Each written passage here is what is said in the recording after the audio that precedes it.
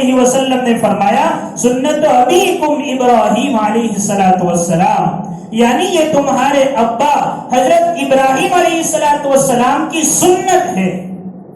یہاں پر اللہ کے نبی فرما رہے ہیں کہ تمہارے ابا ابیکم کا لفظ ذکر فرمایا، اس کی سب سے بڑی وجہ یہ ہے کہ انسانوں میں عام طور پر عادت یہ ہوتی ہے کہ جو اپنا باپ، اپنا والد، اپنا دادا کام کرتا تھا اس کو بڑی لذت کے ساتھ اور عمدہ طریقے سے اولاد کرنے کی کوشش کرتے۔ کسی سے پوچھا جائے بھائی آپ یہ کاروبار کیوں کرتے ہو تو وہ کہتا ہے جواب کے اندر کہ میرے ابا یہی کام کیا کرتے تھے، میرے دادا کا یہی کام تھا، بڑی لذت کے ساتھ بیان کرتا ہے۔ اس لیے اللہ کے نبی صلی اللہ علیہ وسلم نے فرمایا سنت ابیکم ابراہیم، کہ تمہارے ابا حضرت ابراہیم علیہ السلام کی یادگار ہے، ان کی سنت ہے۔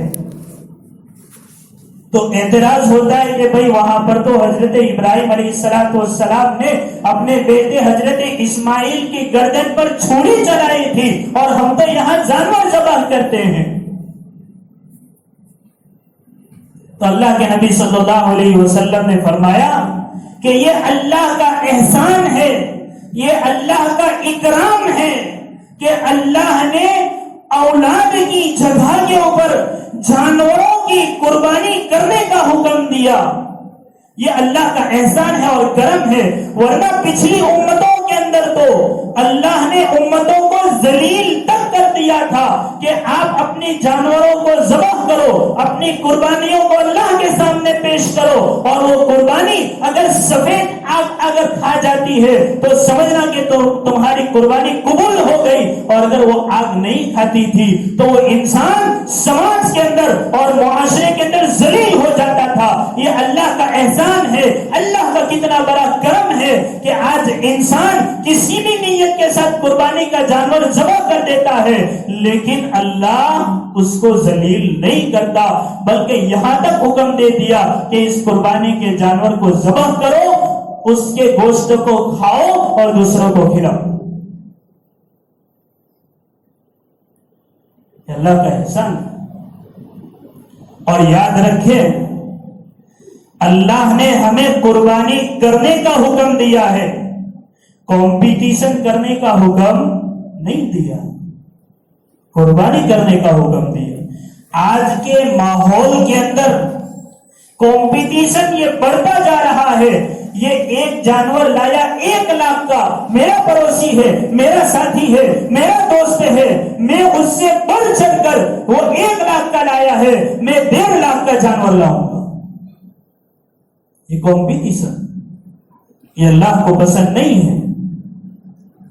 نشان سجدہ سجا کر، نشان سجدہ سجا کر بہت غرور نہ کر، وہ خدا نیتوں کو دیکھ کر نتیجے بدل دیا کرتا ہے۔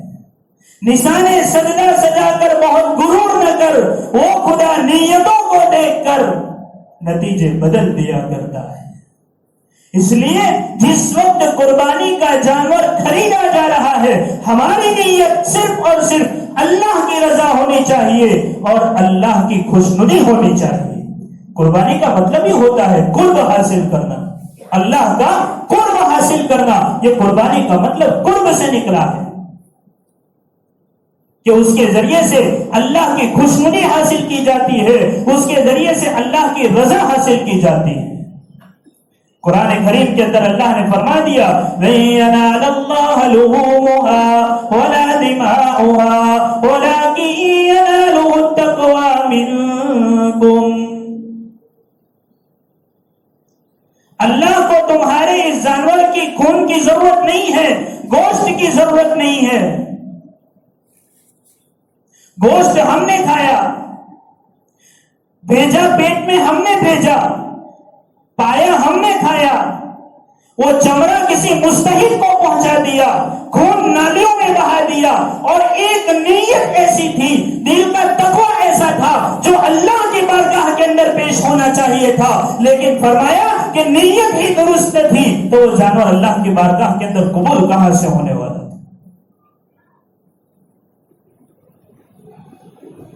اس لیے جو لوگ حصے کی قربانیاں کرتے ہیں، حصے والی قربانیاں کرتے ہیں، ایک جانور کے اندر 5-6 حصے رکھ لیے، ایک حضور کا حصہ رکھنا چاہیے، یہ اللہ کے نبی کا حق ہے، کیونکہ اللہ کے نبی نے ہماری طرف سے قربانی پیش کی ہے۔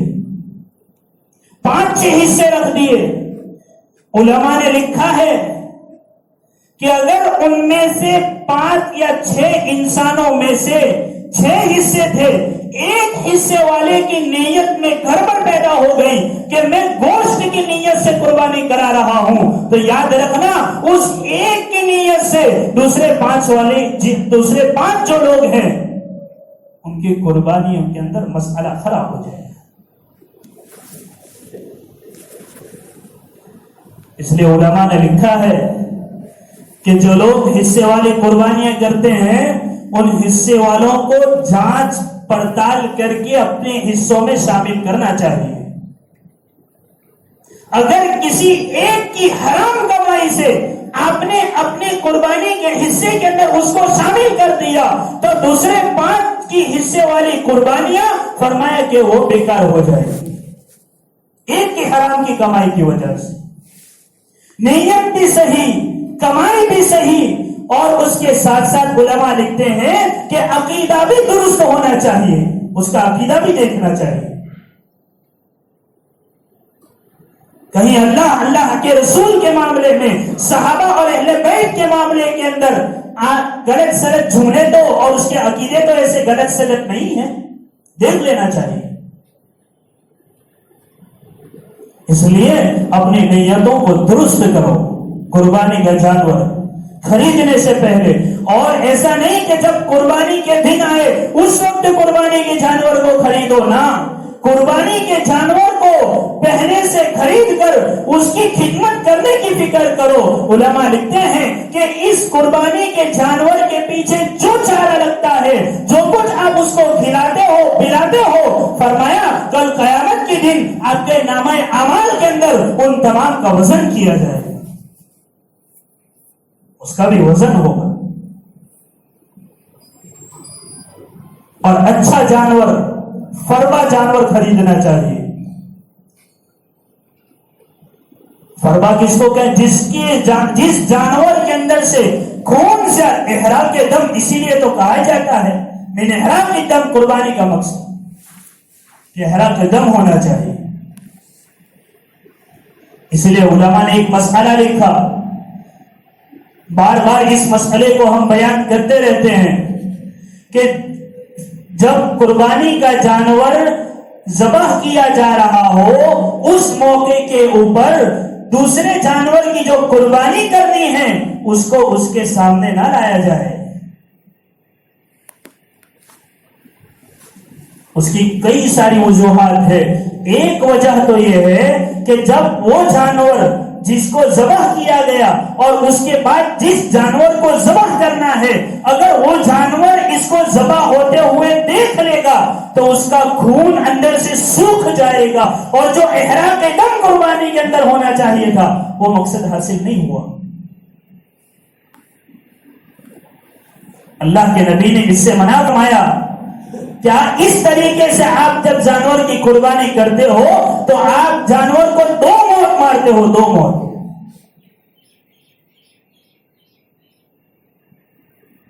اس کے ضمن میں ایک بات اور لکھی، وہ سناتا چلوں کہ اسی لیے جانور کو جب ذبح کیا جا رہا ہو لٹانے کے بعد چھری کو تیز نہیں کرنا چاہیے، پہلے سے آپ چھری تیار رکھو اور اس کے بعد جانور کے اوپر پھیرو، پہلے سے تیاری ہونی چاہیے۔ بہرحال تو عرض یہ کر رہا تھا کہ نیت ہماری صحیح ہونی چاہیے، نیت درست ہونی چاہیے۔ اسی لیے قرآن کریم کے اندر اللہ فرماتے ہیں قُلْ إِنَّ صَلَاتِي وَنُسُكِي وَمَحْيَايَ وَمَمَاتِي لِلَّهِ رَبِّ الْعَالَمِينَ، کہہ دو کہ تمہاری نماز فرمایا کہ کس کے لیے؟ وہ اللہ کے لیے ہے۔ تمہاری قربانی کس کے لیے ہونی چاہیے؟ وہ بھی اللہ کے لیے ہونی چاہیے۔ تمہارا زندہ رہنا اور تمہارا مرنا اے مسلمان وہ صرف اور صرف اللہ کے لیے ہونا چاہیے، للہ رب العالمین۔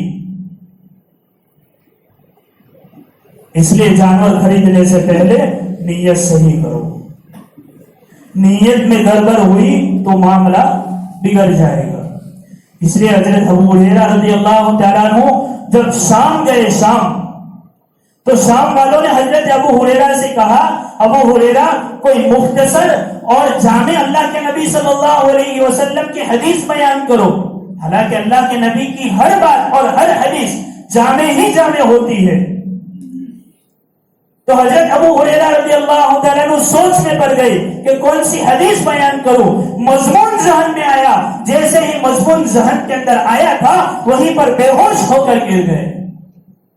ہوش میں آئے تو کہا ابو ہریرہ کیا ہوا، گسی کیوں تاری ہو گئی؟ تو حضرت ابو ہریرہ نے کہا کہ میں نے اللہ کے نبی کی ایک جامع ترین حدیث مضمون کو سوچا، وہ جیسے ہی مضمون میرے ذہن کے اندر آیا مجھے گسی تاری ہو گئی. کہا کہ کون سی حدیث؟ فرمایا اللہ شیخ زکریا رحمت اللہ علیہ نے اس کو اپنے فضائل اعمال کے اندر بھی لکھی ہے، اور امام بخاری رحمت اللہ علیہ نے جب باب قائم فرمایا تو سب سے پہلے اسی کا باب قائم فرمایا، انما الاعمال بالنیات.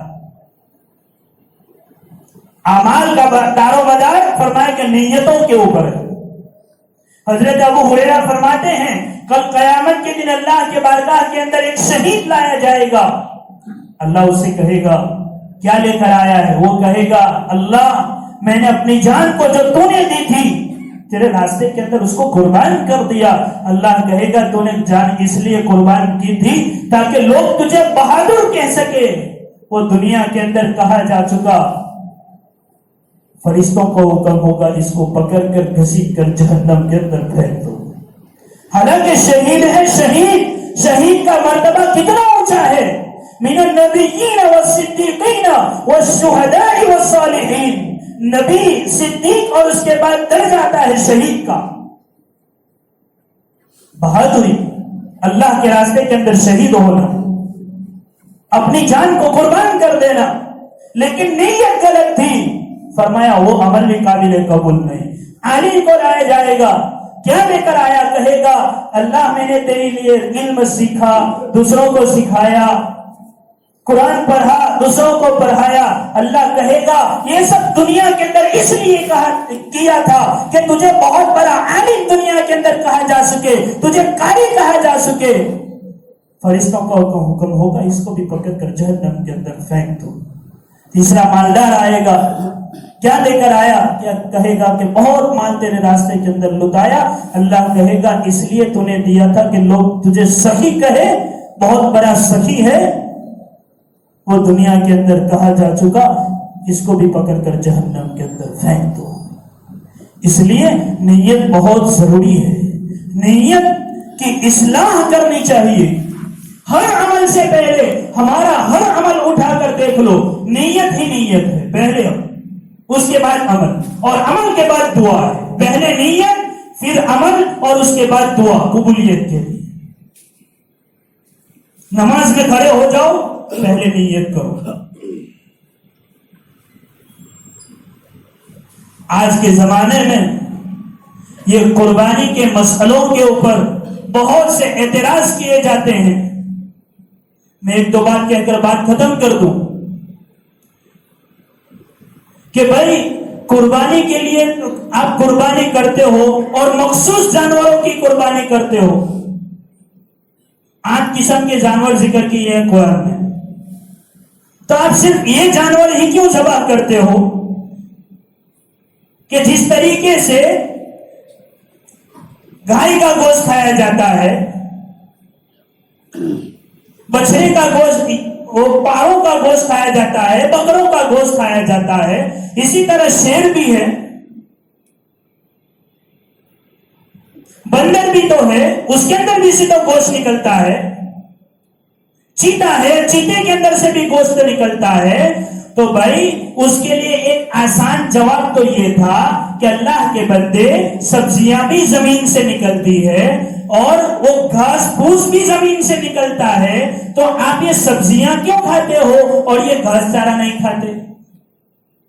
تو بھائی جواب دیں گے کہ بھائی گھاس چارہ کھانے میں نقصان ہے. تو ہم کہیں گے جو جانور اللہ نے مقرر کیے، اللہ کے نبی نے مقرر کیے ہیں، انہی کے اندر کھانے میں فائدہ ہے، دوسرے جانوروں کو کھانے میں نقصان ہے۔ اور نقصان سب سے بڑا یہ ہے، علت سب سے بڑی یہ ہے کہ جو چیز کھائی جاتی ہے ویسے ہی اخلاق بدن کے اندر ظاہر ہوتے ہیں، اس لیے اللہ کے نبی نے، اللہ نے اس سے منع کر۔ بہت سے ہمارے مسلمان ویسٹرن کلچر کے دل دادا لوگ بھی ایسے سوالات اور ایسے اعتراض قربانی کے موقعوں کے اوپر کرتے ہیں کہ بھئی لاکھوں کروڑوں جانور ذبح کر دیے جاتے ہیں اور کتنا نقصان ہوتا ہے، اس سے بہتر تو یہ تھا کہ ان جانوروں کی پیسے لگانے کے بجائے پیسوں کو جمع کیا جاتا، ہاسپٹلوں کو بنایا جاتا، اسکولیں قائم کی جاتی، کالج قائم کی جاتی، یونیورسٹیاں بنائی جاتی۔ اتنا سارا پیسہ آپ لوگ ایک جانوروں کے پیچھے برباد کر دیتے ہو۔ بھائی آپ کا خیال تو بہت اچھا ہے، اصل کیا ہے، ہم لوگ اسلام کو پڑھتے نہیں ہیں، اسلام کی اسٹڈی نہیں کرتے ہیں، اس لیے ان لوگوں کو جواب دینے کے لیے ہم لوگ قاصر ہو جاتے ہیں اور ان لوگوں سے متاثر ہو جاتے ہیں۔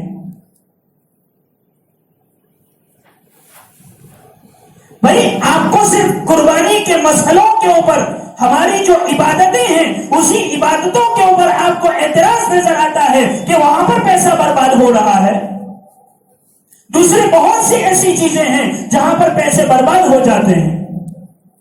آج دیکھ لے دنیا کے اندر ایک شادی بیاہ کا مسئلہ اٹھا کر دیکھے، معمولی سے معمولی غریب انسان بھی آج اپنے بیٹے اور بیٹے کی شادی کے اندر 50,000 سے لاکھ روپے تک برباد کر دیتا ہے۔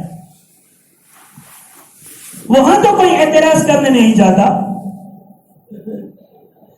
الحمدللہ، اللہ کا شکر ہے، ہمارے بروچ جیسے علاقوں کے اندر تو شادی بیاہ کے اندر اتنے خرچے نہیں ہوتے ہیں، لیکن آپ دوسرے علاقوں کے اندر جائیں گے تو 20 سے 25 سے آپ کو شادیوں کے اندر ملے گی، اور کیسی کیسی سجاوٹیں آپ کو ملے گی، اور ایسی ایسی ہوٹلیں قائم کی جاتی ہیں، کروڑ روپے شادیوں کے اندر برباد ہو جاتے ہیں۔